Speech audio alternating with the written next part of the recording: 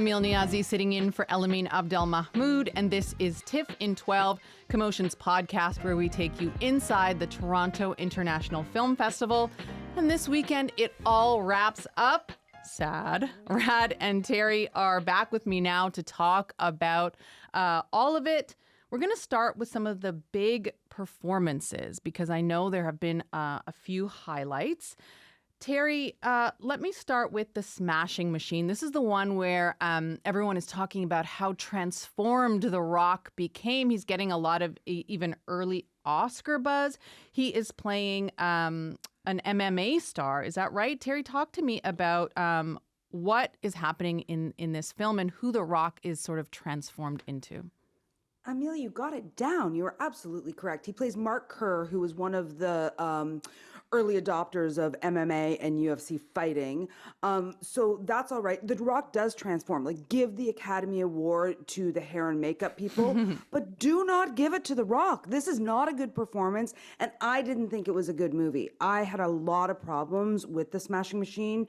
They never address in the movie the very, very complicated ethics of this sport. And you don't ever really get to know The Rock, who is playing Mark Kerr, and Emily Blunt, who's playing his longtime partner in the movie. It just kind of comes in, it's a slice of their life, and I want backstory. I want to understand these people. So this is a movie that did not work for me at all. I don't feel like The Rock is giving any performance that is worth recognition, other than how long he sat in the hair and makeup chair to become unrecognizable. He really is unrecognizable. Like, I saw the trailer and was like, that's The Rock? And I think that'll be a lot of people's sort of reactions. He just looks very different. Rad, the movie was really well received at the Venice Film Festival. Director Benny Safdie even picked up Best Director. Can you tell us a little bit about how the film's being received and especially about how The Rock's performance is being received? Yeah, I mean, it is interesting how much hype there was at the Venice Film Festival. And then as soon as it arrived in Toronto, everyone was like, what? And it just kind of deflated. I think I liked it or appreciated it a little more than Teri, but again, within limitations, because I think it's not that it's a bad performance from The Rock, but The Rock is a limited performer. He is not like an Oscar caliber actor. And I mean, Teri, you talked about this before, like even like the really emotional scenes in the movie, The Rock has to hide his face when he's crying so you can't see that he's not a convincing crier, you know? So I mean, and you know, just putting him toe to toe with Emily Blunt, like you could see how Emily Blunt is the heavyweight performer and she gives an electric charge to their scenes together.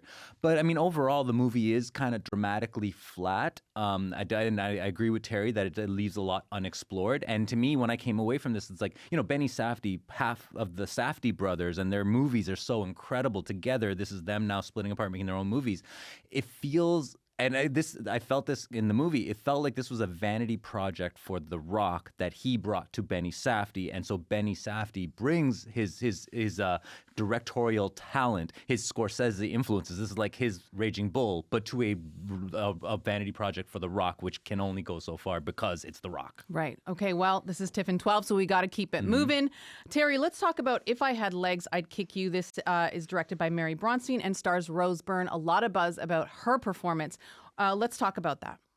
Now, this is deserved. Rose Byrne is incredible in this movie about a mother who is living with the really, really significant pressures of having a child who requires a lot of medical attention.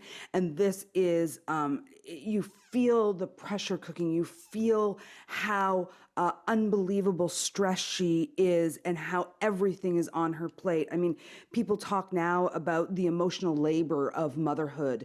And I mean, this, If I Had Legs, I'd Kick You, really explores that to the nth degree with a special needs child. And I was absolutely rocked by her performance. This is a tough movie to watch for sure, but I really think a lot of mothers, and I think parents, will walk out of this going, they got it right. They understood what this means. And I cannot say how much I support Rose Byrne's performance in this. I really hope we see her go the entire distance. Great. Well, Rose Byrne's so much incredible range already as an actress. Very Absolutely. briefly, tell us about what makes this performance so special. I mean, look, I think Teri spoke I agree with everything Teri says about it's an incredible performance, but I think it's supported by a movie that understands what it's doing. Yes, it's unrelenting, but if you can imagine what a filmmaker like Darren Aronofsky would have turned that into, like it would have been like misery porn. This movie was it was unrelenting. It was a lot of hardship. It was a lot to take in. But there's still the humanity in the Rose Byrne performance that the film gives it the space for, and that is what keeps you going. And there's even space for humor and enjoyment. So it really is one of my favorite films at the festival. Great. And Rose Byrne actually talking to Q's Tom Power, so we'll hear a bit more from her. Okay, moving on to some of the big international film screening at this year's festival. Let's start with the Iranian film It Was Just an Accident. Rad, this movie won the Palme d'Or at Cannes. Tell us about the film and what you liked about it. I mean, I think like one thing to know about the film going in is it's made by Jafar Panahi, who's just kind of a legend of our times. Okay, like Jafar Panahi made films like Offside and This Is Not a Film. He's a filmmaker that is always critical of the Iranian regime, like making these kind of social human dramas. And he's gone to prison for it. Okay, like he's been imprisoned, he's been under house arrest, he's been banned from filmmaking. When he was banned from filmmaking, he made a film within his home and he called it This Is Not a Film to get around that and smuggle that stuff out. So he's been this at odds with his country for a long time, and now this new movie, It Was Just an Accident. It's about people who were formerly political prisoners who then think that they found someone who tortured them in prison, and while they're trying to confirm his identity so that they could bury him, they're really grappling with how do they move forward? How does Iran, and it's like, how do they move forward? How does Iran move forward? Teri, what did you think about the film? Yeah, I liked It Was Just an Accident. I think that he is a legend. This was not my favorite film of the festival. I thought it was a little bit thin, and all of the comedy there's a lot of comedy in it, and it didn't completely work for me. But there's no doubt this is a filmmaker who one always pays attention to, and he's always doing work that is incredibly impactful and is saying a lot about his country and what is happening there. Rad, you sort of have a differing perspective from Teri in terms of how the film worked for you. Oh yeah, I love it. Like I think it is like absolutely in my top 2 of the festival and of the year. I think it works just as spectacularly as a lot of Panahi's great films. I think there's just so much in the human drama, like in terms of the warmth between the characters, the struggles they're dealing with, but then also the political layers that they are kind of talking out within the tension between them. So I think it is absolutely something. There's still screenings this weekend. If you're in Toronto for the festival, definitely check it out. But then, of course, it's going to come out in the fall for the award season. Great. Okay, well, let's move on to another international film getting buzz, and that is No Other Choice by Korean director Park Chan-wook, who did Old Boy. Teri, what was your thinking on this one? I mean, another legendary filmmaker. Park Chan-wook is from South Korea, and you mentioned Old Boy, also Handmaiden. And this is a movie that is, again, filled with all kinds of humor, dark humor, but it's about a man who is unemployed and some decisions he makes to try and secure employment. And I don't want to give too much away because part of the joy of this film is sitting down and being like, whoa, what am I watching?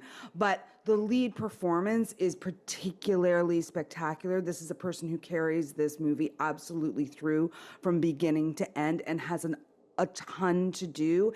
And the emotional tone of the movie shifts a lot, and so he is responsible for that, of course, as well with Park Chan-wook, but the writer and director of the movie.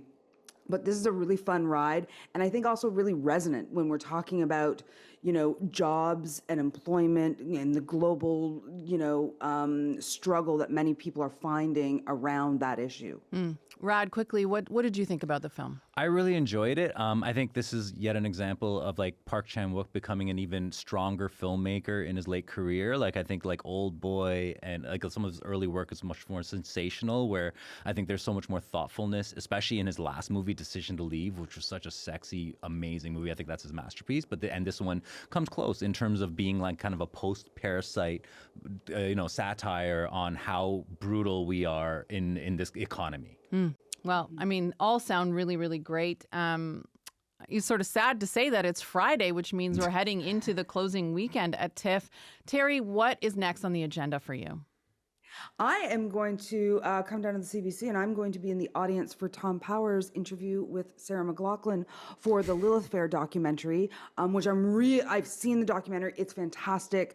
I'm super excited to be able to be there in person and see this. I mean, what Sarah did for female musicians in the world is remarkable, and it needs to be recognized. I think it's actually somehow gone under the carpet for some reason. So, let's elevate it and let everybody know exactly what Lilith Fair was, and that our own Sarah McLachlan made that happen. And I can tell you that I, as a teenager, was at Lilith Fair and saw Sarah McLachlan perform in Vancouver, British Columbia. So if you want to interview me after, exactly. It was an amazing show, just incredible. Rad, what's on the agenda for you? So I am going to go to Lilith Fair premiere, which I never even heard of before. I seen this documentary, I enjoyed it, and you never heard of Lilith Fair? It was so outside of my orbit, so this documentary did a lot of heavy lifting for me. So I opened my eyes, and I'm going to go back and watch it again at the premiere, and then I'm going to be doing a lot of catch up on movies that I missed, like The Voice of Hindra Job, which I've been battling to try and see all festival.